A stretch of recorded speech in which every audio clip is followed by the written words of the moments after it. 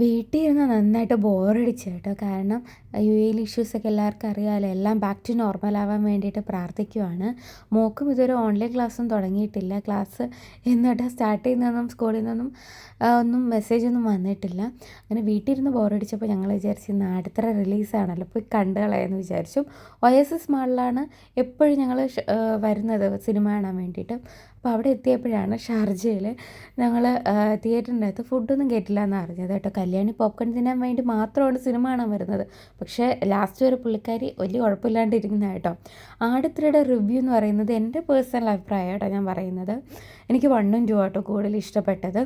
Vinayakan last ഇങ്ങനെ പൊളിച്ചുകൊണ്ട് വന്നപ്പോൾ cinema പെട്ടെന്ന് തീർന്നു പോയി. അപ്പോൾ തിയേറ്ററിലിരുന്ന് എല്ലാവരും പറഞ്ഞ് സിനിമ തീർന്നു എന്ന് പറഞ്ഞ് ഭയങ്കര കൺഫ്യൂഷനായിരുന്നു കേട്ടോ. പിന്നെ ഞങ്ങൾ വീട്ടിൽ വന്നപ്പോൾ പിള്ളേർക്ക് നന്നായിട്ട് വിശന്നു. ഞാൻ പിന്നെ ചായയൊക്കെ വെച്ചു. പിന്നെ ചേട്ടൻ സ്നാക്സൊക്കെ മേടിച്ചുകൊണ്ട് വന്നു. അങ്ങനെ ഞങ്ങളതെല്ലാം കഴിച്ചു. അപ്പോൾ ഇത്രയേ ഉള്ളൂ കേട്ടോ. അപ്പോൾ ബൈ.